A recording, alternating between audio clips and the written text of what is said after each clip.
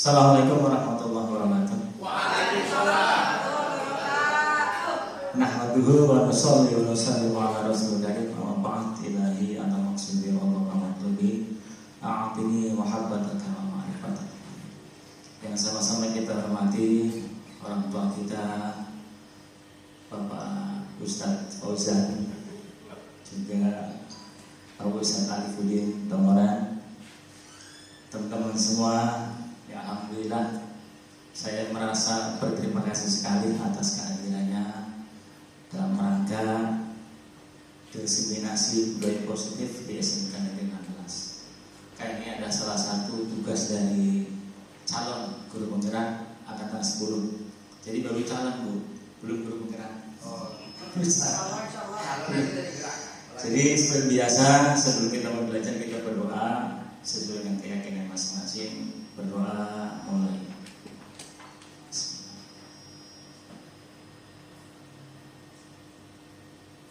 Berdoa selesai.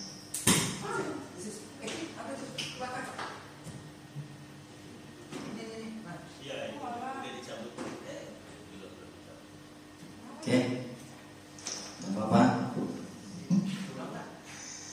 Jadi Bapak Ibu, kita biasakan diajarin, karena saya juga nggak pernah tahu, setiap kita masuk kelas itu ada yang namanya kesepakatan kelas.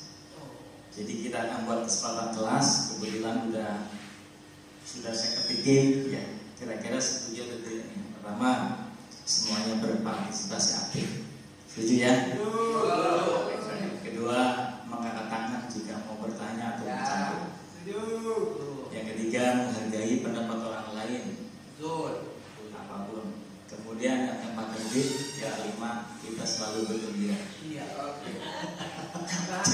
Jadi jangan ya. Ini kita doain semoga semuanya punya kesempatan yang sama gitu ya. Kita mulai. Seperti biasa, sebelum kita memulai, kita SPG dulu. Mohon Pak Bima untuk memimpin SPG.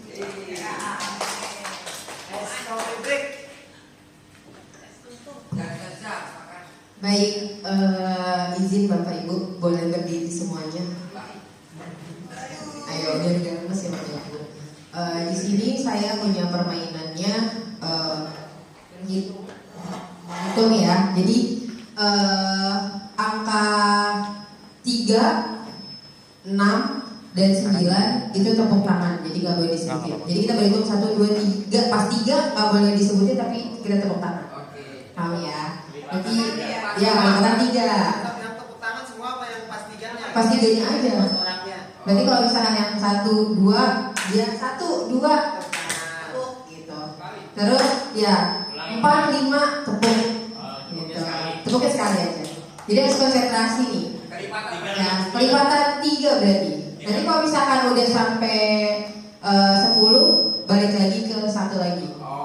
Jadi 1, kita mulai dari mem, terus nanti muter ke Pak Aman, terus muter lagi sampai ke Pak Jamian gitu ya. Bapak Ibu siap? Oke? Enggak. Oh berarti dari Pak Agus dulu, oke boleh. Enggak bisa mem kalau ngacak, susah. Oke, siap ya? Kita mulai. Kalau saya bilang konsentrasi, jawabnya konsentrasi dimulai. Konsentrasi. Dimulai dari Pak Agus. 1, itu 1, 2, tepuk. Ya gitu. Oke 3, 6 dan 9. Enggak mem, enggak bisa mem. Oke, kita mulai ya. Siap? Konsentrasi. Dimulai dari Pak.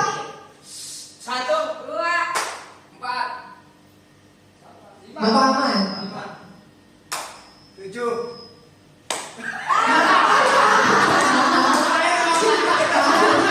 Boleh, bagus kena konsentrasi. Paham ya, sekali lagi ya Pak ya. Oke, kita harus konsentrasi. Konsentrasi. Dimulai bagus. 1,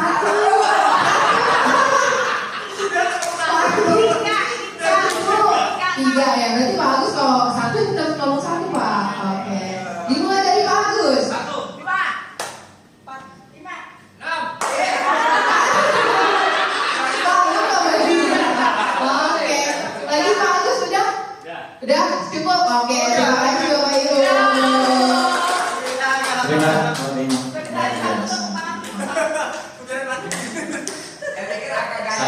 konsentrasinya ke materi karena nggak apa-apa. Oke, terima kasih. Ya, Bapak Ibu Guru, jadi modal belajar dan modal dari pengajar adalah belajar. Ya. Jadi belajar adalah modal besar dari seorang pengajar, karena kita pengajar. Katakan dalam satu ilmu mantik, al-alimun apa al-insanun alimun muta'alimun wa al-halimun. Yang namanya manusia itu adalah yang belajar, yang mengajar. Belajar nggak mau, mengajar nggak mau, maka binatang. Kalau salah nanti tanya ke ustaz dalam bilang. Situ. Jadi al-insanun alimun al muta'alimun wa berubah bahagian. Jadi kalau mau belajar nggak mau, mengajar nggak mau, berarti bahan binatang. Jadi kita alhamdulillah termasuk yang mulia, kita belajar. Ya. Tujuannya apa? Modal utama guru belajar adalah semangat belajar. Yang kedua, untuk membentuk karakter murid. Guru juga bahkan visi dan misi sekolah. Jadi kita senantiasa menjadi pembelajar. Jadi belajar sepanjang hayat istilahnya. Ya. Jadi long life education. Utul ilma minal mahdi ilal adi. Gitu ya. Jadi dari buya sampai kiamat. Ya, jadi kita juga belajar sama, makanya kenapa itu ikut ZB, kan mau belajar niatnya. Ketika saya tanya, bagus ikut ZB, dia apa? Belajar. Kedua, nyenangin kepala sekolah. Jadi bukan kepala sekolah enggak ya. Lanjut. Apa sih pentingnya budaya positif? Ya. Jadi budaya positif di sekolah sangatlah penting untuk mengembangkan anak yang memiliki karakter yang kuat sesuai dengan profil pelajar Pancasila. Kita didengungkan bahwa tahun 2045 itu adalah bonus demografi. Permasalahannya persiapan apa? Secara logika, ketika banyak usia produktif, berarti saingan pekerja itu semakin ketat ya kita. Nah, maka perlu profil pelajar Pancasila. Yang pertama, beriman, bertakwa, beragama. Ini yang paling penting sebenarnya. Jangan sampai nanti saingan kerja akhirnya bunuh diri, akhirnya merampok, akhirnya melakukan suatu perbuatan yang melanggar hukum. Jangan sampai itu. Kemudian penerapan budaya positif juga memiliki keterkaitan dengan standar nasional pendidikan, khususnya di standar kompetensi kelulusan, pengelolaan pendidikan, pendidik dan tenaga pendidikan, dan standar proses dalam rangka menciptakan budaya positif. Penerapan disiplin positif dipraktikkan untuk menghasilkan murid-murid yang berkarakter, disiplin, santun, jujur, peduli, dan bertanggung jawab. Jadi harapkan anak-anak kita yang dititipkan oleh orang tua kita ini punya karakter seperti itu. Jadi memberaskan jadi guru. Ya, ada orang mengatakan guru itu gampang. Gampang jadi guru. Iya, kalau sekali. Tapi kali-kali ngadepin albio nggak gampang. Iya, kalau sekali bisa buat paparan 1 jam 2 jam dapat duit. Tapi kalau jadi guru yang beneran kita mendidik berat. Ya. Makanya ketika kita secara teoritis bukan mendidik kudu begini. Permasalahannya ketika itu ke anak kita sendiri kita bisa apa enggak? Kita punya cita-cita, tapi kita ekspektasinya nggak sesuai dengan keinginan orang tua, kita siap apa enggak? Contoh saya lah, saya dulu jawab. Anak saya itu memang nggak ada yang jago matematika tuh, nggak ada yang matematika. Sekarang saya sebagai orang tua siap apa enggak gitu? Iya kan? Harapan kita kalau gurunya emaknya guru bahasa Inggris, anaknya bisa ngomong Inggris gitu. Kalau bapaknya guru matematika, anaknya bisa matematika gitu. Kalau gurunya bapaknya seni musik, anaknya jago main musik. Harapannya kan gitu. Tapi ketika yang Allah titipkan ke kita tidak sesuai dengan ekspektasi kita, benar apa enggak? Karena anak itu titipan. Anak kita aja seperti itu, bagaimana anak orang gitu lah. Ya kan? Jadi memang sangat-sangat luar biasa. Lanjut. Ya. Kita tentunya kehidupan itu ada yang namanya 5 kebutuhan dasar manusia. Apa saja? Ya, sehingga ketika anak di sekolah itu mengalami suatu permasalahan, biasanya ada permasalahan di 5 dasar kebutuhan ini. Yang pertama, kebutuhan untuk bertahan hidup, seperti kesehatan, rumah, makan, kebutuhan biologis, ya, nikah, Ini pendidikan semua ya. Yang kedua, kasih sayang dan rasa diterima. Kemudian kebutuhan untuk memberi dan menerima kasih sayang, kebebasan untuk bergerak dan menentukan pilihan, kesenangan. Maka setiap kita belajar itu selalu diselipin SPK karena kita butuh kesenangan. Tadinya saya juga mikir, lah kalau matematika sedikit mulu, kapan belajar matematikanya gitu ya. Tapi karena itu kebutuhan dasar, kalau kita paksain anak saya kompetisi dia bisa. Kita serius pun matematika, paling 5-10% yang bisa ngikutin. Ya kan? Yang ada kita makel. Ya, dengan SDG aja terus aja. Ya, tadinya saya juga matematika nggak. Tapi memang kebutuhan kesenangan itu memang ya dibutuhkan gitu. Ya. Makanya dalam satu pembelajaran itu ya minimal 10 menit. Kompetensi sisanya. Itu pun kalau kita rata-rata berapa sih anak yang memang menguasai berapa persen? Ya. Sebenarnya udah bisa ditaksir sama kita. Tapi kan anak punya kelebihan lain. Anak itu dicipta pasti punya kekurangan kelebihan. Syukur-syukur kelebihan itu jadi life skill dia gitu. Seperti kita lihat kemarin, anak yang kelihatannya sulung ternyata main silat. Ternyata bisa nari, bisa nyanyi. Bahkan kita nggak komando, Bu Fatimah bilang jangan sampai nyewa pakainya bagus-bagus. Artinya mereka kreatif luar biasa. Syukur-syukur dikembangkan bisa berhidup dia gitu. Artinya Pak yang perlu diperkuat itu ya profil pelajar-pelajar pertama beriman bertakwaannya. Itu tugasnya Ustaz Ali sebenarnya. Tapi tugas kita semua. Iya itu sebenarnya. Ya. Lanjut. Nah, ini harapan kita. Jadi kita punya harapan, orang itu punya harapan.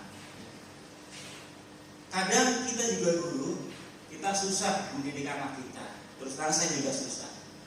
Tapi kita titipin ke sekolah. Saya titipin ke pesantren anak saya. Punya berjuta harapan. Harapannya banyak.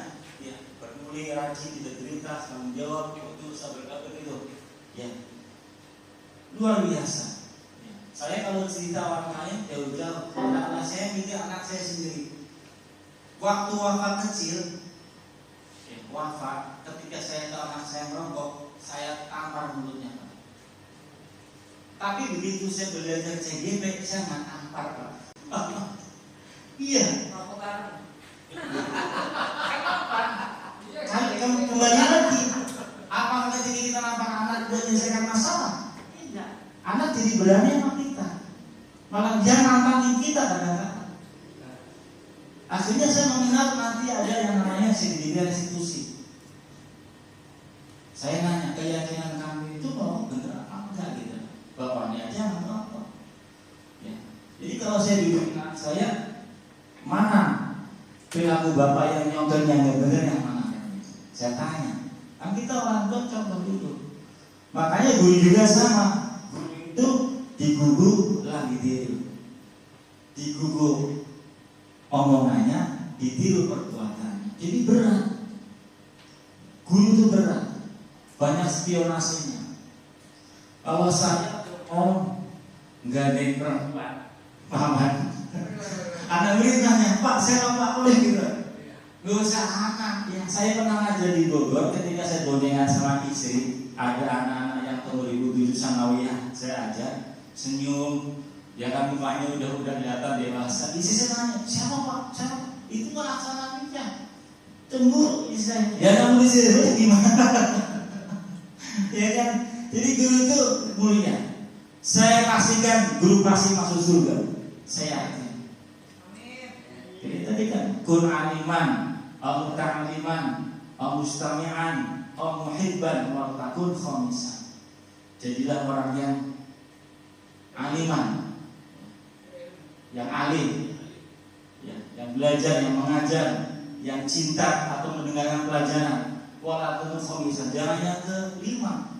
Belajar nggak mau, ngajar nggak mau, senang pelajaran nggak mau, dengerin juga nggak mau. Kita dengerin dulu, ya. Sampai ngedengerin ilmu banyak, akhirnya kita kadali juga. video saya selesai. Kenapa begitu? Karena kita udah kayak pengalaman, bukan kita nggak butuh. Mereka yang punya strategi di direktorat itu mungkin masih muda profesor, tapi dia nggak kayak pengalaman. Kita langsung di depan anak. Saya mau ngapain lah? Menurut saya ini jawabannya. Ternyata benar Ibu. Jadi bukan saya semua apa yang bisa kerjain karena saya baca, enggak. Klik video asal udah mau dikit, iya. Ketika udah jawaban, ngalah kita, karena itu pengalaman kita. Ya. Jadi sebenarnya kita udah orang-orang hebat ya. Ya dipercaya sebenarnya untuk mimpin negara ini ya dulu. Iya, dulu. Karena kita menasehati. Ya, dikatakan guru itu menang satu malam. Kalau duit kita, ngerti nggak itu? Masih ingat pusat ya? Guru itu menang satu malam. Besoknya mau ngajar, malamnya belajar gitu. Dan guru itu hebatnya ini. Kalau kita nggak bisa bahasa Inggris, pengen bisa bahasa Inggris, ngajar bahasa Inggris pasti bisa bahasa Inggris. Itu pengalaman. Saya guru matematika, pikirannya pintar IT, ngajar lotus. Padahal nggak pernah lotus kayak apa, nggak pernah. Malamnya kursus, paginya ngajar. Iya, sama ceritanya begitu. Jadi kalau kita pengen bisa, kita ngajar. Saya belajar ilmu faraid terus dan puyeng. Kalau seperti biasa pernah kita paham. Tapi begitu masuk ini nanti asobah, ini nanti maju bingung. Tapi ketika saya ngajar, Allah kasih ilmu laduni. Jadi ilmu laduni ketika kita ngajar dikasih kepahaman. Pak Jono juga mungkin ketika ada Pak Jono lagu ini, dia juga bingung kali. Benar. Tapi kita dijalanin, katanya dia itu yang ilmu. Jadi ilmu itu yang dengan mengajar. Ya. Lanjut. Ya. Jadi menurut dia dosen yang cerita ini bukan saudara saya ya namanya. Dikatakan bahwa ada 3 motivasi perilaku manusia. Yang pertama, untuk menghindari ketidaknyamanan atau hukuman. Anak-anak biasanya itu bagus karena menghindari hukuman. Ya. 2, untuk mendapatkan imbalan atau penghargaan dari orang lain. Yang ketiga, untuk menjadi orang yang mereka inginkan dan menghargai diri sendiri dengan nilai-nilai yang mereka percaya. Kalau boleh bertanya, kira-kira motivasi mana yang biasa untuk murid-murid kita? Di antara 3 itu. Kalau saya yang nomor 3 Pak. Itu pribadi tulis atau anak-anak? Saya dan anak-anak. Saya maksudnya gini, bagaimana saya bisa menghargai diri saya sendiri, supaya orang itu bisa menghargai diri saya, dan mengajarkan anak supaya bagaimana orang-orang bisa menghargai dia sebagai murid. Kasih. Kalau itu menurut saya.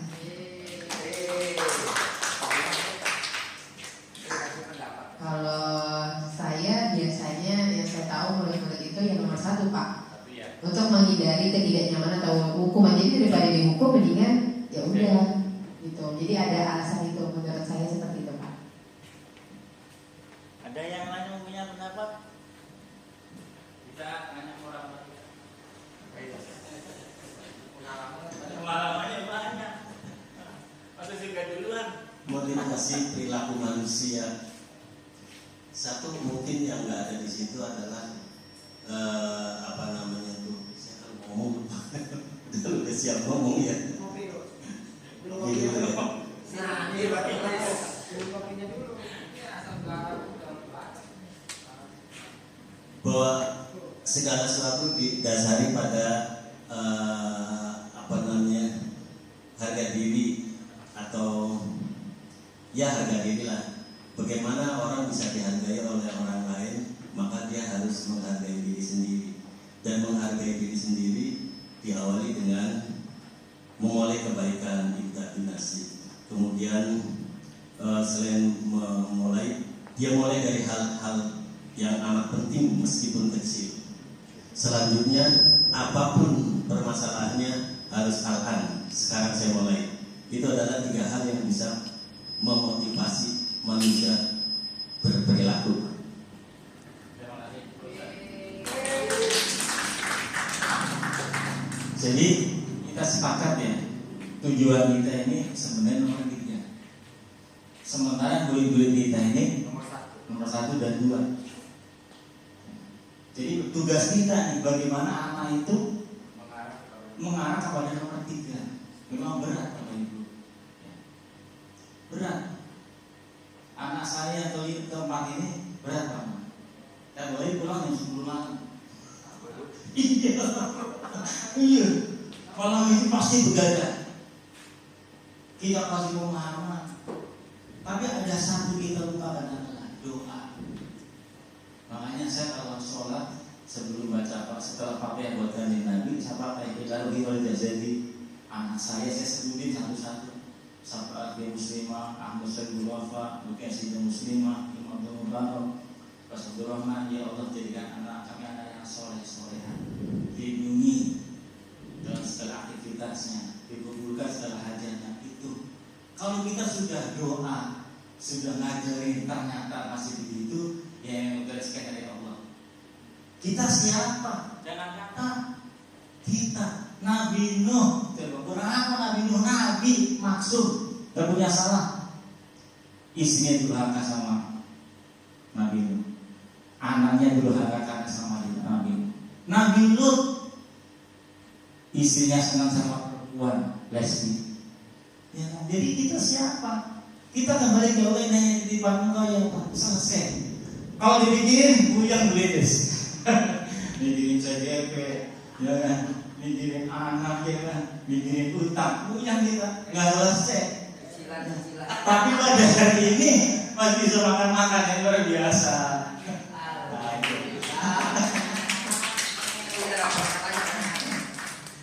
Jadi ini nggak kelihatan ya, kayaknya nggak kelihatan ini kayak besar. Kelihatan nggak? Udah, bisa. Jadi dalam kita menemukan anak yang bermasalah, ini ada istilah hukuman, konsekuensi, ada istilah restitusi. Hukuman itu biasanya tiba-tiba.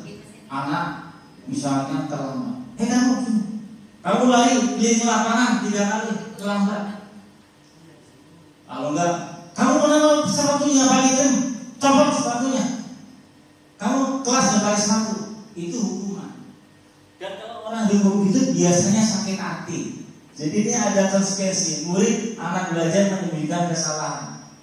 Hukuman itu kemudian mencoba mengontrol anak dengan penguatan negatif. Dampak pada murid marah, merasa bersalah, merendah diri, mengasingkan diri. Tiba-tiba dadakan. Kebetulan gurunya habis berantem sama anaknya di rumah, atau istrinya. Melihat anak keselin. Jadi segala kesalahan kita di rumah ditumpahkan ke anak, ini hukuman yang besar. Ya. Tapi ada yang lebih halus lagi, konsekuensi, kesepakatan. Ya. Kesepakatan ini anak sadar, ya, meskipun agak sedikit marah, tapi karena udah sepakat. Nah, misalkan kalau olahraga itu turun lapangan keliling, udah kesepakatan Pak. Ya mereka jangan meskipun dong, tapi kesepakatan. Ya. Arahan kita ini dalam membina anak kedisiplinan itu adalah restitusi. Restitusi itu kesepakatan siswa. Jadi itu hukuman itu kesepakatan guru sama. Kalau yang namanya konsekuensi itu kesepakatan berdua antara guru dengan murid. Kalau restitusi itu kesepakatan murid. Ya. Jadi anak kita berat. Coba, ya. Saya coba buat kesepakatan di kelas. Boleh pakai HP? Boleh. Boleh angkat telepon? Boleh. Tapi semua mereka pertanyaan mereka nanti kalau seperti itu seriusnya berapa menit kalau 2 jam matematika? Benar nggak berapa? Gitu. Jadi memang pendidikan di Indonesia ini ya mau mengarah ke sana KPI-nya. Memang susah ya karena kita negara kita secara kultural juga udah memang susah gitu loh. Karakternya memang susah, tapi ya berusaha ke sana. Ya. Tadinya saya juga lihat di materi guru penggerak itu antipati Bu. Tapi begitu saya lihat Persapi, luar biasa. Jadi kita ini guru supaya pendidikan kita pendidikan resi, bukan resinya. Raja itu kalau sudah nggak jadi raja, dia itu sudah ke gua menyendiri, dia ngajarin anak-anak raja. Jadi benar dengan penuh kelembutan, kesabaran, luar biasa. Wah, kita jadi gampang ya orang. Ya, jadi luar biasa sebetulnya. Wah, tapi mampu enggak kan gitu ya? Restitusi ini. Ya, jadi enggak. Ketika anak salah itu kita tidak menghukum, tidak konsekuensi, tapi dengan restitusi. Ya, karena restitusi itu anak belajar memecahkan masalahnya sendiri. Anak paham bahwa dirinya sendiri yang pegang kendali kontrol, bukan orang tua, bukan guru, bukan lingkungan, dia sendiri. Karena sejatinya manusia itu ada hati nurani, tahu mana yang hak, mana yang batil, mana yang baik, mana yang kurang baik, mana yang benar, mana yang kurang benar. Tadi saya nggak bilang mana yang baik, mana yang salah ya dia, tapi mana yang baik, mana yang tidak baik, mana yang benar, mana yang kurang benar. Karena kata begitu dalam logika matematika, lawannya benar itu bukan salah, tapi tidak benar. Karena komputernya benar. Itu bukan salah, tidak benar. Tidak benar bukan berarti salah. Iya. Ternyata matematika makanya benar. Benar juga. Lawannya benar, tidak benar. Gitu. Bukan salah. Lawannya baik, tidak baik. Lanjut. Nah sekarang coba kita cermati ya. Dari permasalahannya kita bahasanya ada berapa? 1, 2, 3, 4, 5, 6, 7, 9. Kira-kira mana yang hukuman, mana yang konsekuensi? Yang pertama, mencatat 100 kali di dalam buku kalimat saya tidak akan terlambat lagi karena terlambat ke sekolah. Ini hukuman atau konsekuensi? Hukuman. Biasanya dadakan gitu ya. Idenya ide dadakan gurunya gitu ya. Catat. Ide keturunan. Kemudian lari mengelilingi lapangan basket 2 kali karena terlambat dari sekolah. Hukuman. Membersihkan cerita yang dibuatnya di meja tulis. Konsekuensi. Menggantikan kertas tugas teman yang terlewat-lewat. Berjemur di lapangan bagian pukul 12 jam karena mobil berteman. Beri di meja bertelanjang kaki sepanjang hari karena tidak menggunakan sepatu, hukuman. Berdiri di depan kelas sambil mengangkat kaki satu, membersihkan tumpahan di meja. Kehilangan 10 menit jam karena terlambat, konsekuensi. Artinya kita bisa membedakan. Ya, kalau kita sudah bisa membedakan mana hukuman, mana konsekuensi, kita udah lulus. Artinya lulus, kita akan menghindari ini gitu. Ketika anak kita berbuat salah, kita menghindari ini. Jangan sampai ini kita terapin. Memang berat. Ya aslinya kita cuma ngegerak terus doa, ya Allah, anak orang ya, dengan anak sendiri. Makanya ketika kita datang anak orang, kita ngerti kalau anak itu anak kita bagaimana. Gitu. Aldrio itu sangat dicemaskan sama neneknya. Kita mungkin biarin aja, nggak usah kayak gitu kan ya. Tapi orang tuanya punya harapan. Kalian titipan Allah, bukan titipan setan. Titipan Allah. Benar Bapak Ibu, ya kan? Ini mohon maaf ya. Ketika kita melihat anak ABK, itu saya lihat itu anak ahli surga. Benar. Kenapa saya katakan demikian? Saya dulu waktu masih bujangan, saya punya teman namanya Tole. Ya, Tole itu hanya punya mata itu melihat kecil banget, kecil banget. Jadi nggak kayak kita. Kita ada tongkat, tapi misalnya ini ada anak dulu zamannya tahun 90 itu kan lagi ramai namanya VCD porno ya. Gus punya kaset nggak? Kaset apa leh? Ini loh, kaset apa? Kaset Lah emang lo bisa melihat yang punya mata Cepat saja itu bisa merasakan. Bagaimana kita? Bisa nanya. Maka amal ibadah kita ini kalau dibandingkan dengan satu nikmatnya biji mata, itu ibarat lautan dengan satu tetes air dari jarum. Belum apa-apa. Nikmatnya Allah berikan itu lautan, ibadah kita itu merasa hebat, merasa benar, itu hanya satu tetes dari jarum. Fa bi ayyi ala'i rabbikuma tukadziban. Ini sebagai hikmah Tuhan makanya. Jadi kalau saya lihat anak-anak yang dulu abis itu ahli surga, kita harus betul-betul melayani mereka. Gitu. Ahli surga, kita dititipin. Jadi bukan tempatnya di sini, bukan. Bagaimana orang kalau andai kata kita yang punya anak seperti itu bagaimana? Jadi ini sangat-sangat luar biasa. Ya. Makanya dulu ada cerita umatnya Nabi Musa, dia itu ibadah 300 tahun. Sampai sujud itu sampai batunya itu gerong-gerong kan. Roak, bahasa itu roak. Kemudian apa? Memancarkan cahaya ke langit. Sampai malaikat itu takjub. Malaikat takjub. Oh, ibadah itu luar biasa, enggak pernah maksiat. Sampai memancarkan cahaya tempat sujudnya.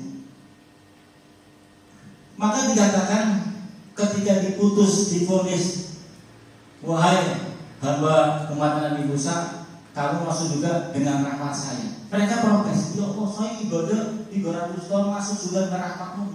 Sorry ya. Ya kan? Saya ingin masuk juga dengan amal saya 300 tahun. Maka betul ditimbang amal dia 300 tahun dengan nikmatnya satu biji mata. Maka disampaikan, ya Allah, seandainya Engkau putuskan aku masuk neraka, saya ikhlas dengan syarat tolong lebarkan badan saya untuk bisa menutup pintu-pintu neraka. Cukup saya saja ya Allah yang masuk neraka. Ketika seorang hamba itu punya fikir kepada orang lain, Allah ridho masukkan ke surga. Jadi kita ketika anak ABG itu, ya Allah, ini calon penghuni surga yang luar biasa. Kalau kita normal, anak ABG kan disuruh jaga anak di rumah sakit, itu angkat aja, diam. Kenapa? Kalau dia pulang nggak bisa balik. Iya. Kalau anak-anak tahu waktu jaga rumah sakit, asem nih, rokok dulu keluar. Begitu emaknya mau ke kamar mandi, ada temannya temenin, enggak? Asem rokok dulu keluar. Ngopi dulu keluar, ya kan? Ada temennya posat-posat ngopi. Makan dulu, ada alasannya. Padahal ambil ya kalau suruh nunggu orang tua di rumah sakit, dia antem. Jadi pasti Rabbana ma khalaqta hadza batila. Tidak ada yang Allah ciptakan dengan sia-sia. Nyamuk aja ada manfaatnya. Agar nyamuk berapa pabrik yang oles dan semprot, yang bakar, benar nggak? Yang oles berapa merek, yang semprot berapa merek, yang bakar berapa merek. Kalau nyamuk nggak ada, itu pabrik semua. Berapa karyawan di gara-gara itu gara-gara nyamuk. Apalagi anak manusia.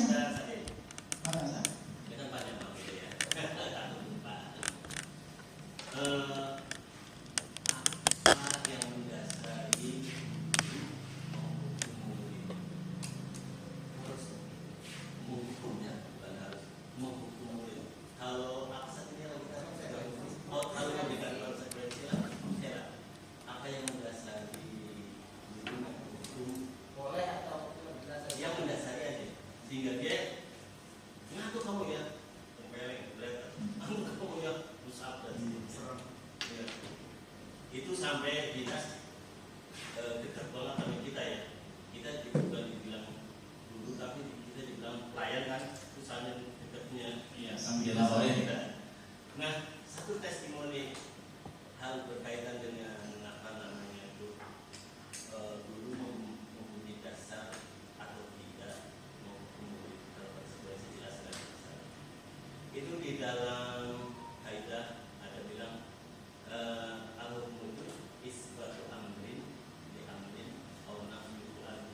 yang namanya hukum itu menetapkan sesuatu atau mengenyahkan, mentiadakan. Sekarang banyak hal ya di dalam kelas itu guru dengan murid. Satu saja, bisa nggak guru meniadakan murid dari kelas? Hari itu bisa, besok dia ketemu lagi.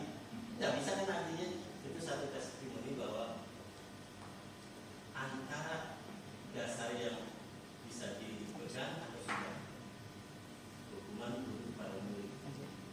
Nah, kalau konsekuensi jadi mohon pencerahannya.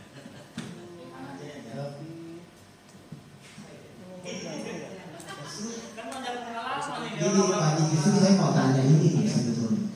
Entahlah kalau Pak Bojan mungkin nyambung dengan jawaban saya. Mungkin tadi kan kita sudah ditanya ketika ada hukuman atau konsekuensi dari 9 kasus ini, kita sepakat menjawab bahwa ada 5 hukuman dan 4 konsekuensi gitu ya tadi ya totalnya.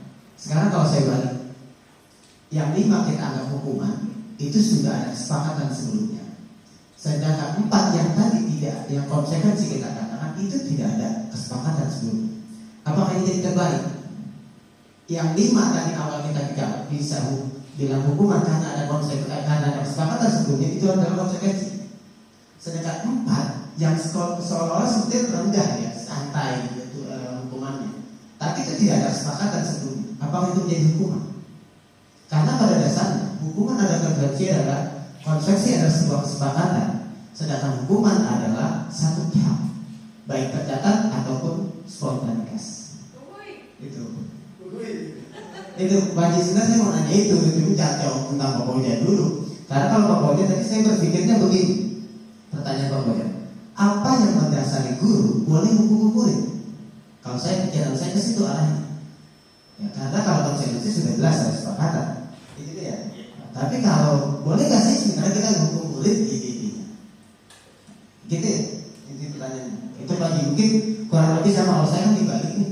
Kalau kita konsekuensinya ada, walaupun itu berat, apakah itu tetap jadi konsekuensi? Sedangkan ada hukuman yang ringan, tapi tanpa ada kesepakatan, apakah itu tetap hukuman atau itu konsekuensi? Itu kan, terima kasih. Iya Pak.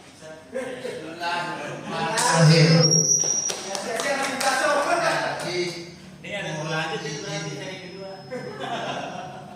Assalamualaikum warahmatullahi wabarakatuh.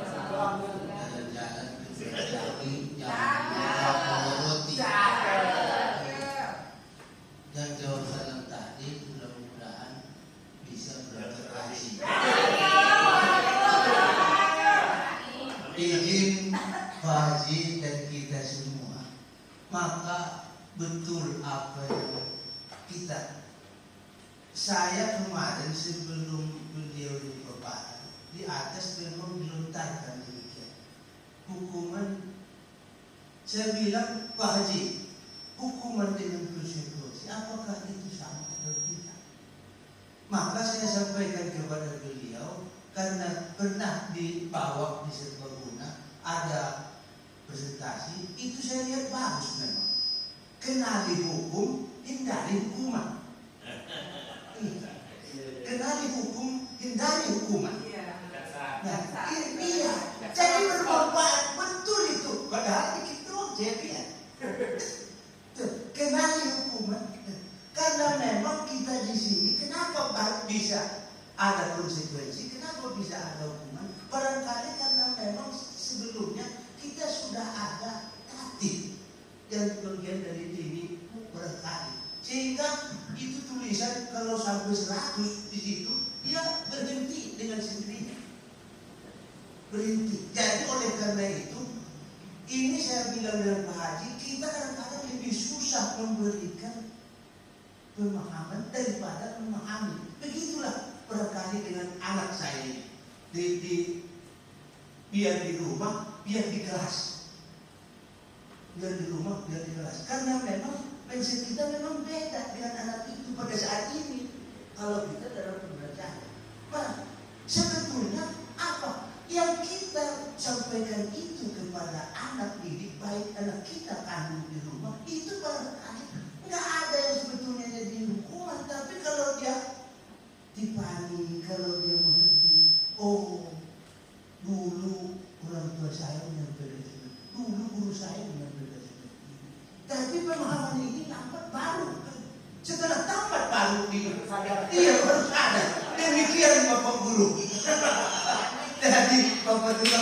Pak. Saya Pak. Ya, ini beruntung nih lebih luar biasa nih, karena lebih biasa soalnya. Kemarin jaksa juga bilang ya. Dari hukum hindari hukuman Betul. gitu ya Pak ya. Betul, Bu. Iya, itu dari jaksa aja udah seperti itu. Baik, tentunya kalau hukuman ini ada tujuan.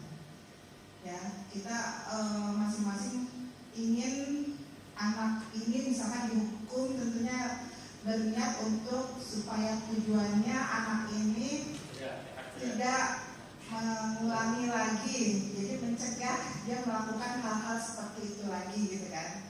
Kemudian bisa juga sebagai sarana merehabilitasi atau supaya dia tahu bahwa hal seperti itu berdampak hukum atau nanti akan berdampak meluas pada kriminal. Jadi kita punya rehabilitasi itu memperbaiki perilakunya supaya tidak terulang kembali seperti itu Pak ya. Ya, itu aja pendapat saya. Oke, terima kasih. Jadi udah dijawab aja ya? Belum nih. Jadi kalau yang sifatnya tiba-tiba meskipun ringan itu hukuman juga. Karena tiba-tiba, kalau konsekuensi itu kesepakatan. Tadi pertanyaan Rasulullah sudah dia beberapa. Kenapa orang menghukum? Ada tujuannya pasti. Ya, jadi arah kita ini bagaimana menyadarkan anak dengan sendirinya, dengan kesepakatan, dengan keyakinan dia. Memang berat, sangat berat. Kayak kita mempunyai harga diri seolah-olah, tapi kita yakin kita punya Allah. Karena sehebat apapun kita, yang bisa bolak-balikan hatinya Allah. Ya. Ibaratnya begini, ada orang yang pengen rezekinya banyak, ada orang sederhana. Ya Allah, saya tidak banyak-banyak ya Allah. Saya cuma bisa makan 3 kali sehari. Ini pemulung doanya begitu. Kemudian dia lihat ada orang ngejemur mesin air kena basah, dicolong. Karena dicolong ketangkep kantor polisi, masuk penjara. Iya, dijamin 3 kali makan sehari. Artinya apa? Kita hanya berusaha sekian tertinggi itu ya Allah, kita kembalikan ke Allah. Gak bisa. Makanya ketika saya lihat anak saya sepupu saya gambarin apa ada efek jerah nanti yang ada anak sakit hati.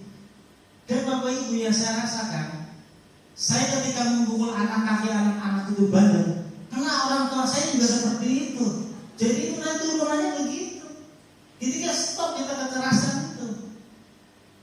Dua orang tua saya itu kalau kesalahan saya pakai sendal jepit, emang gak sakit.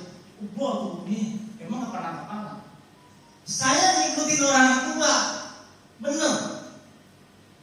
Berarti kita kan meneladani sesuatu yang tidak baik kan? Betul nggak? Sepakat ya? Gitu. Yakin. Ya. Mohon maaf ya, ada keluarga ya. Dia kalau mengatasi masalah keluarga, mohon maaf, dengan menggampar istrinya. Punya laki-laki, istrinya terlewat, dijejok, digampar juga. Karena Pak dia lihat cara ngedidik istri gitu loh. Gitu.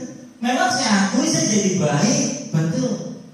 Tapi bukan karena dikemplangin pakai sendal tadi sebenarnya, karena kesadaran, karena ada orang tua, karena kita sadar orang tua jam 2 pagi udah bangun, udah nangis-nangis, bagi mau jualan, kita dilibatkan, betapa susahnya itu kehidupan.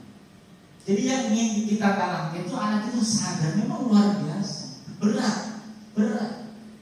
Apalagi kita sendiri, kalau anak orang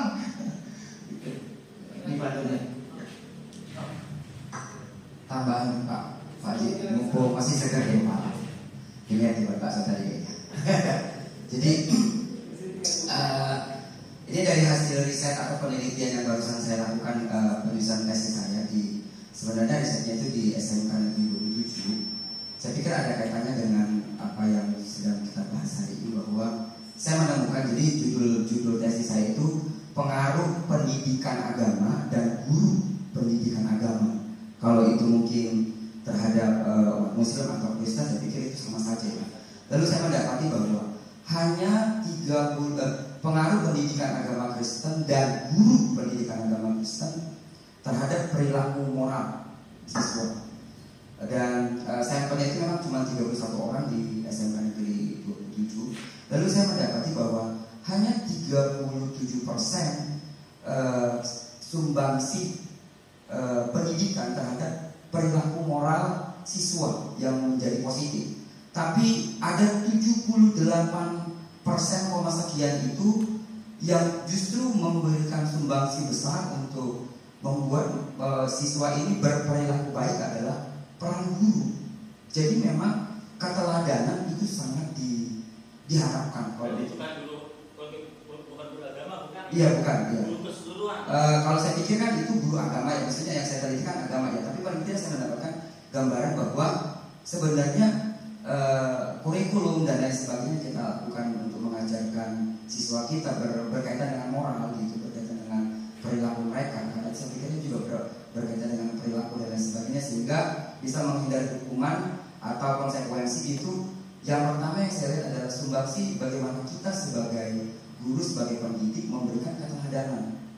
Jadi saya pikir ada memang sih cuma 31 di sana itu 98 siswa Kristen dari 1.500 siswa keseluruhan di SMK Negeri 27. Tapi hanya satu guru agama Kristennya. Lalu saya menyimpulkan bahwa seandainya lebih banyak guru-guru yang memberikan keteladanan moral gitu ya, yang sifatnya mengajarkan sesuatu yang baik lah kalau dalam hal agama itu pasti siswa yang kita ajar juga memberikan atau mendapatkan sesuatu yang bisa saja mereka terhindar dari namanya perbuatan yang harus menerima konsekuensi atau perbuatan yang akan menerima hukuman dari kita.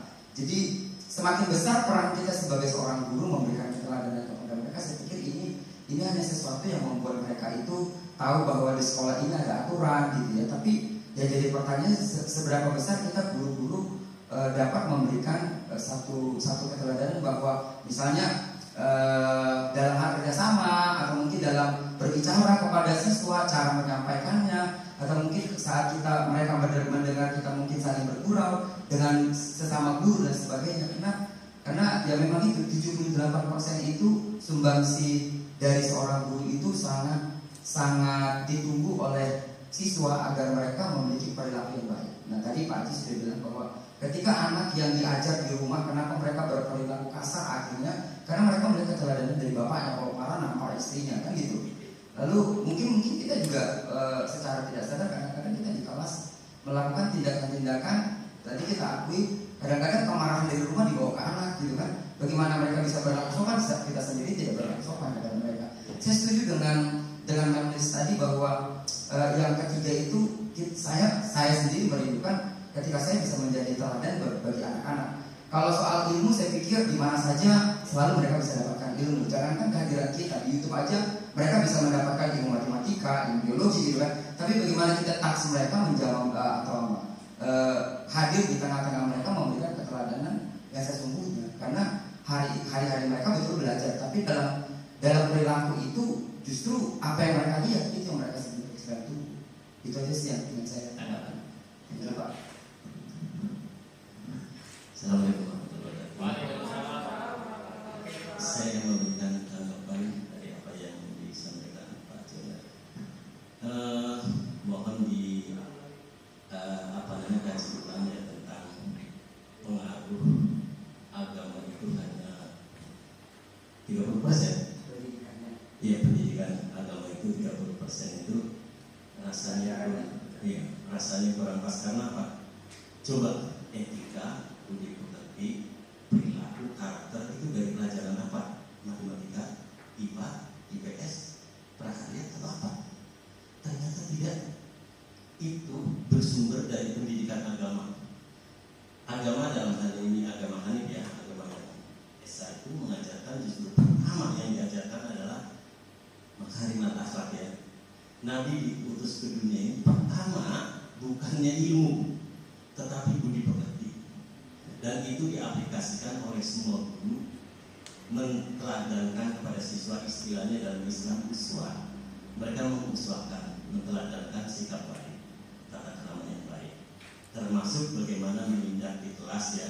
Mereka tidak kekerasan, tetapi dengan kelemah lembutan. Ya, karena bagaimana rahmatin Allahi mintalahum walaupun tak khotun wali terkopilan khotun hawi. Kalau kita keras, kita dijauhi. Murid juga nggak suka sama guru yang keras. Di depan dia kelihatan orang, di belakang seperti itu. Jadi kita tetap nggak itu pada murid, nggak itu pada teman, lingkungan, kita tetap harus dengan keramahan, kesantunan. Karena kadang-kadang kita guru ini lupa di kelas itu rasanya kita penguasa. Kalau jadi penguasa lupa daratan kita. Kita lupa itu anak bapaknya siapa, itu anak ibunya siapa. Lupa kita. Ketika kita bentak aja, padahal kita nggak mau bentak anak kita. Ketika kita mau tendang aja, padahal kita nggak bisa tendang anak kita. Itu saja.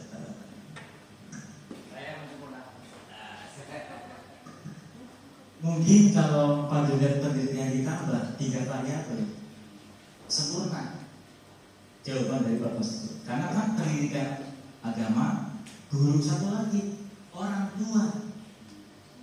Karena sepertiga pendidikan itu dari orang tua, al-ummu madrasah. Ibu itu madrasah. Sepertiga karakter anak itu dari ibunya. Pas berarti 30 sekian persen dari pendidikan, 30 sekian persen dari gurunya, 30 sekian persen dari ibunya. Nah, seperti tiga kepemimpinan. Karena cuma 2-3 variabel, ya kan harusnya 4 maksudnya. Iya, ya kan, pendidikan, guru, orang tua terhadap perilaku anak. Udah luar biasa. Iya, jadi masing-masing itu benar. Guru itu dibagi 2, guru orang tua di rumah, guru orang tua di sekolah, gitu maksudnya. Iya Ustaz ya. Iya. Kita lanjut.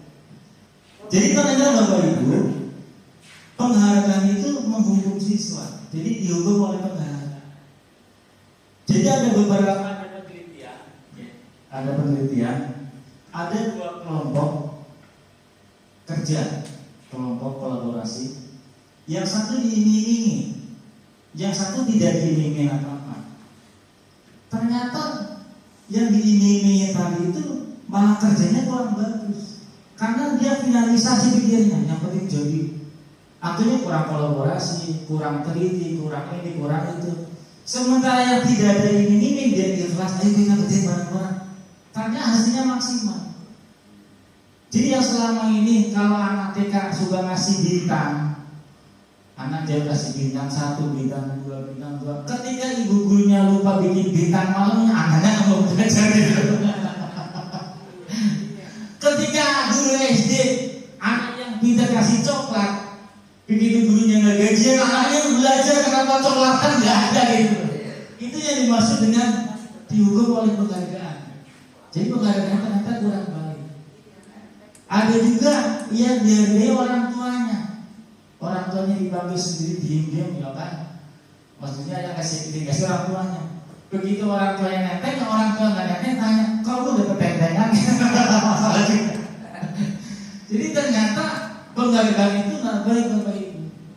Jadi kita ingin itu anak itu punya motivasi dari diri sendiri, tanpa ada dari luar, dari gurunya, dari orang tua, dari mana pun, dari diri sendiri. Bukan karena iming-iming, reward, penghargaan, bukan gitu. Jadi harapan kita seperti itu.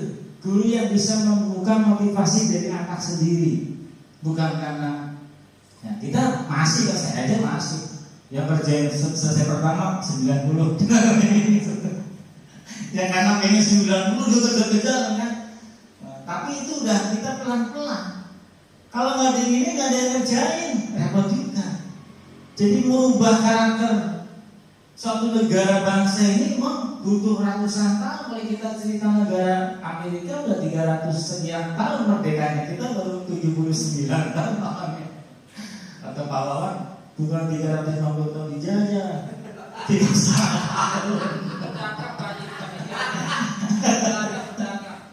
gitu. Ya, jadi dia sepakat ya. Di Cimbaji, mohon maaf. Ya. Ini ada Fatimah dan kita semua. Kalau istilah penghargaan dengan hadiah gimana ya, Bu Fatimah? Atau kita semua?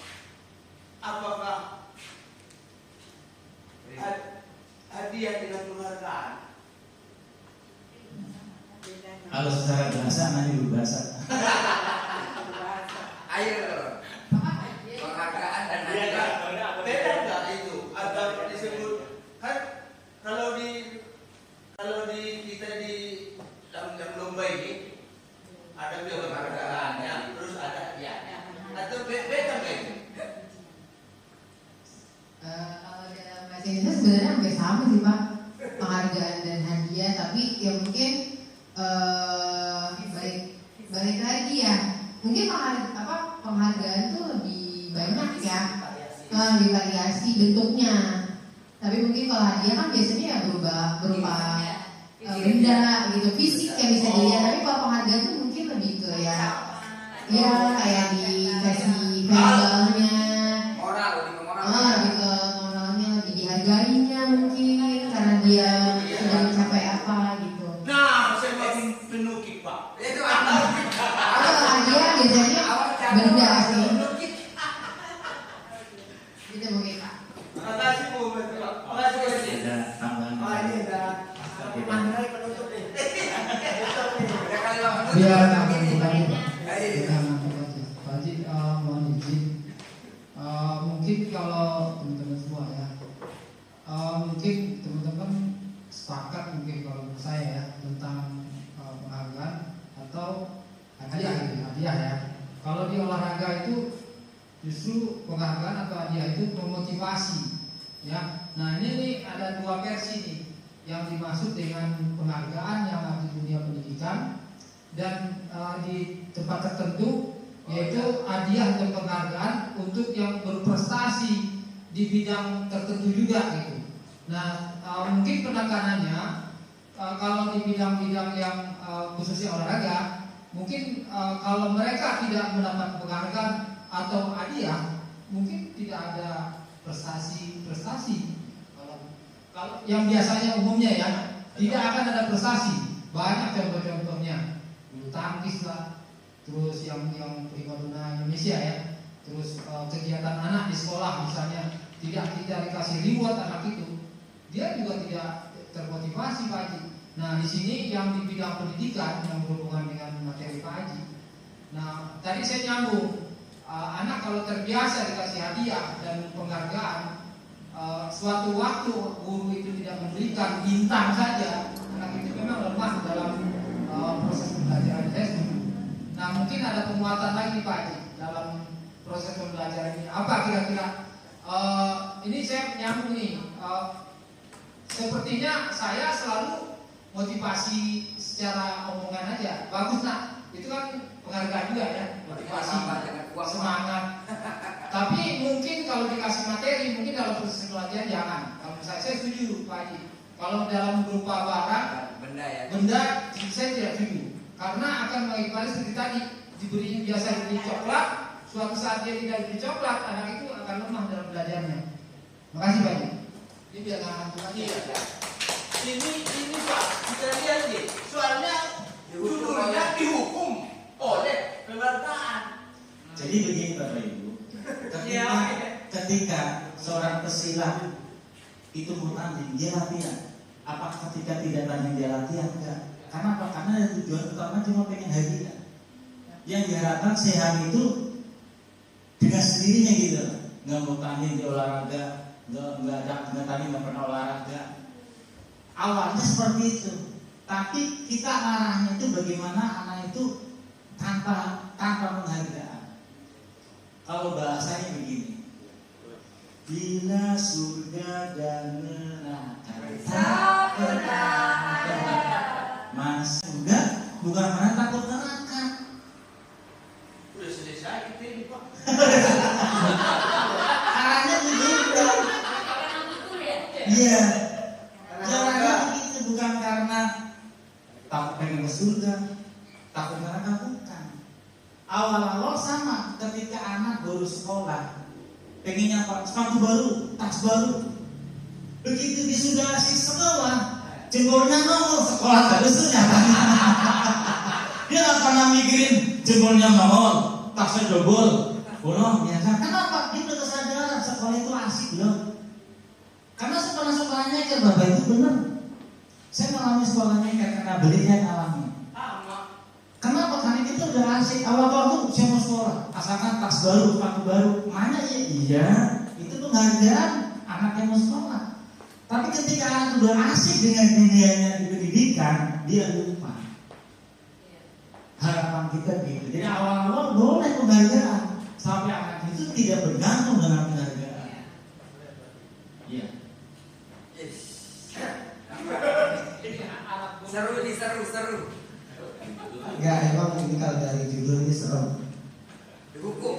dihukum oleh penghargaan. Jadi tadi apalagi Pak Haji cerita masa kecilnya. Saya sepatu bolong aja tetap sekolah. Artinya berarti kembali sebenarnya nih yang bahasa dihukum oleh penghargaan ini kembali lagi ke kurikulum bapak kita dulu. Bapak kita nggak pernah muji, bahkan muji aja enggak. Mungkin ya kalau saya gitu, saya sering juara.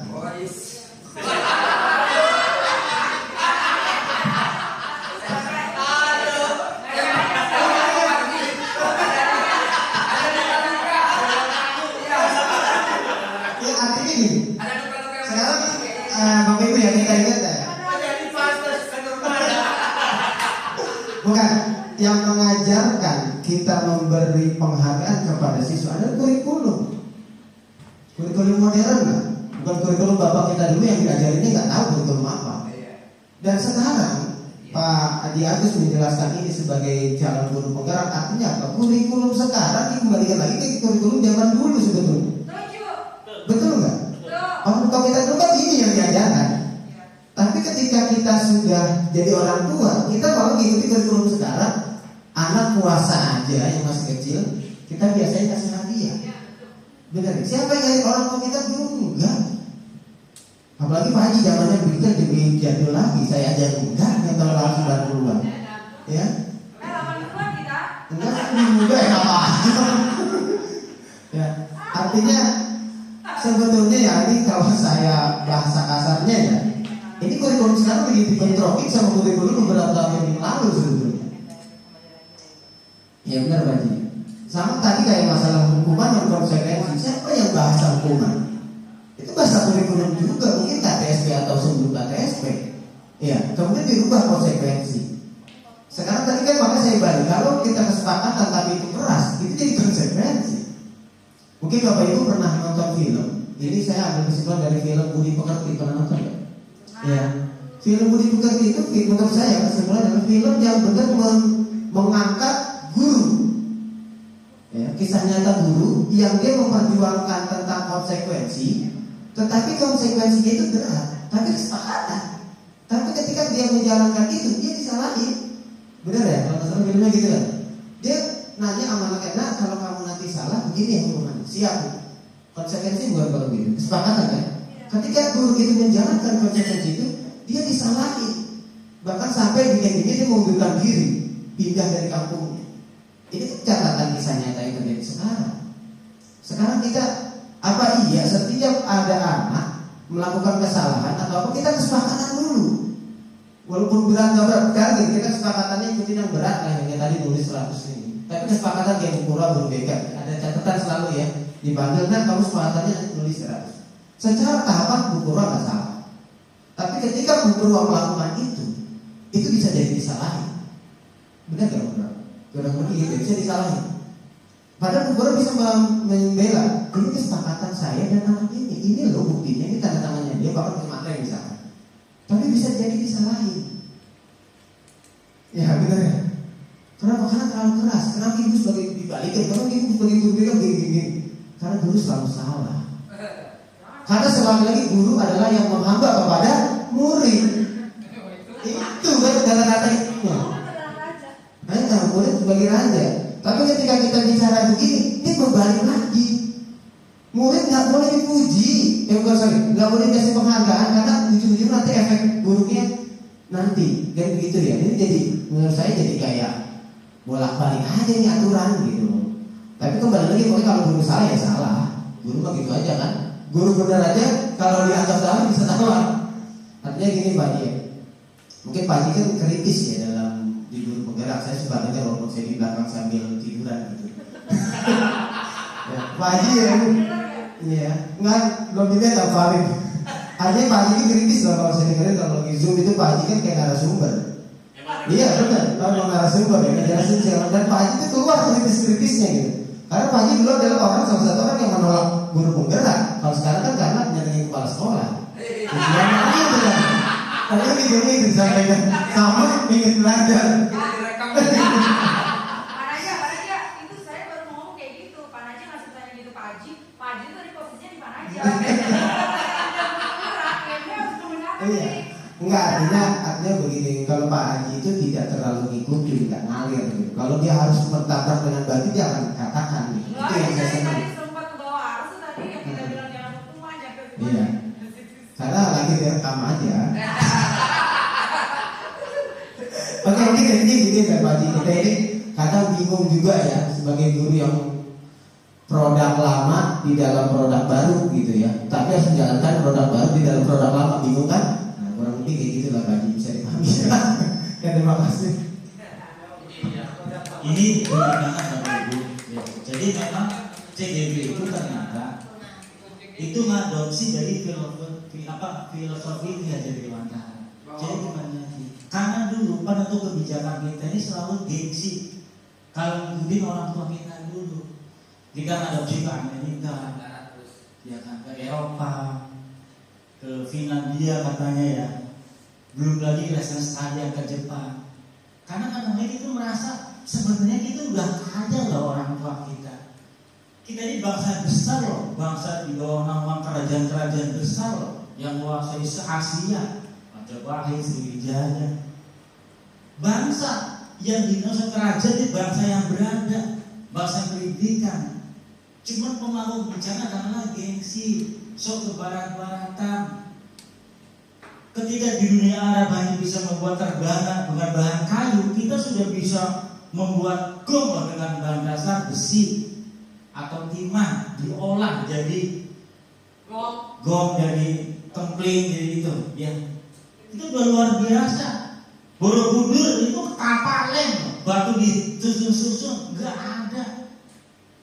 Makanya tidak salah kalau penelitian ternyata istana Nabi Sulaiman itu ada di Indonesia. Mungkin Yunani akan kebukti dengan sendirinya. Karena kita bangsa besar. Selama ini kita selalu malu. Betul Pak Najat, kita kembali lagi. Konsep-konsep orang tadi itu memang benar. Cuma kita benar Pak Najat, saya nggak salah.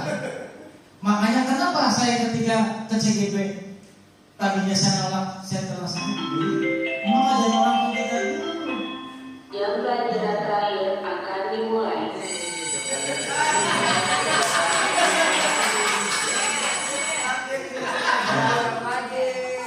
Contoh masalah berkebinekaan global. Kalau contoh negara paling toleransi di dunia itu Indonesia, nggak ada ceritanya. Di luar itu nggak ada toleransi. Artinya Indonesia itu barometer dunia. Kenapa kita malu gitu malah adopsi orang lain? Betul Pak Najat. Makanya ketika saya pelajari itu pelan-pelan dengan hati lapang itu, ya memang benar. Balik back to basic, kita kembali ke zaman dulu. Betul.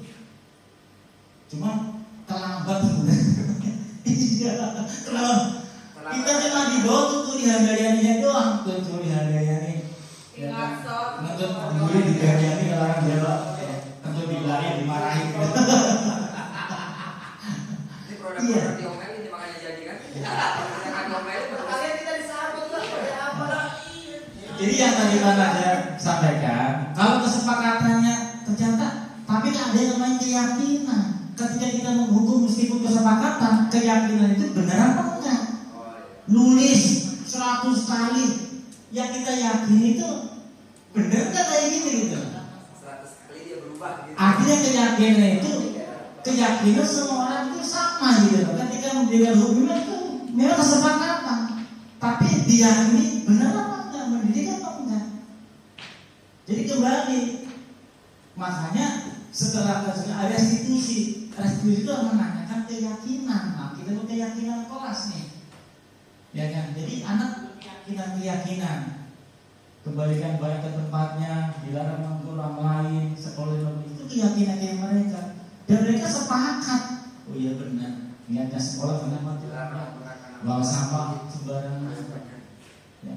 Dan ini ada akibat, ya, ada akibat dan apa nilai-nilai apa yang sedang kita perjuangkan kalau anak punya keyakinan ini. Maka saya pun sama mencoba, memang sebenarnya berat banget ketika kita berkeyakinan kelas, ya. Dan kenapa kembali ke motivasi kritik diri sendiri? Dia tanya, keyakinan kamu itu kalau kamu marah-marah teman kamu benar apa enggak? Jadi bilang nggak benar. Ketika lagi kembali ke anak. Jadi nggak usah kita marah anak-anak itu mungkin nggak bully temannya, bukan. Kita tanyakan, misalnya itu adik kamu, kakak kamu, orang tua kamu, misalkan. Jadi pentingnya keyakinan kelas ya. Nah, sehingga ada keyakinan kelas, tugas murid. Nah, ini murid sama-sama. Ya, tugas guru mengajar, mendidik. Tugas murid belajar, mencoba menghasilkan yang terbaik. Ya, ini ada tugas. Ini keyakinan kita ketika kita di kelas nih. Ini tupoksi guru, tupoksi murid juga. Dan kita sepakat gitu lah, sepakat secara umum juga sepakat. Sehingga ketika itu dilakukan ya nggak ada yang protes karena itu keyakinan bersama. Ya, secara umum lah, keyakinan universal. Ya. Ini kita dapat latihan aja ya karena waktu mau 1 jam. Ya. Nah, ini ada 5 posisi kontrol. Ini sudah pernah Pak Mamun menyampaikan bahwa ketika anak itu melakukan satu pelanggaran maka ada 5 posisi kontrol. Yang pertama sebagai penghukum, kedua sebagai pembuat orang merasa bersalah, sebagai teman, pemantau, manajer.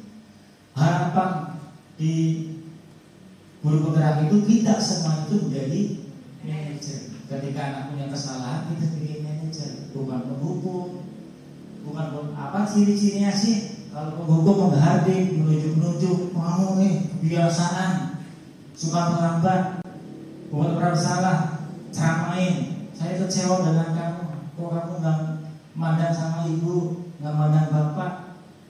Kemudian teman membuatkan alasan-alasan untuk murid-muridnya. Pemantau menghitung dan mengukur, manajer mengajukan pertanyaan-pertanyaan yang kaitan dengan keyakinan. Sehingga harapan di guru penggerak itu kita semuanya sama ya punya sebagai pembelajar. Bagaimana anak itu meyakini dengan keyakinan misalnya universal. Sehingga ketika anak itu berbuat satu kesalahan, maka yang kita tanyakan adalah keyakinan kamu bagaimana. Ya, ini kebetulan ada tugas dari itu ya. Ini kita lewati saja nih ya. Ada video juga.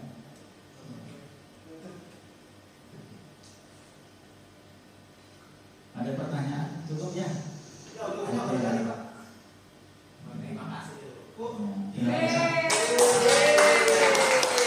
Terima kasih Bapak Ibu semuanya atas kehadirannya, menyimak sama-sama kita diskusi, saling urun rembuk, saling berpendapat mengenai disiplin positif. Semoga semua ini kita bisa terapkan. Kurang lebihnya mohon maaf.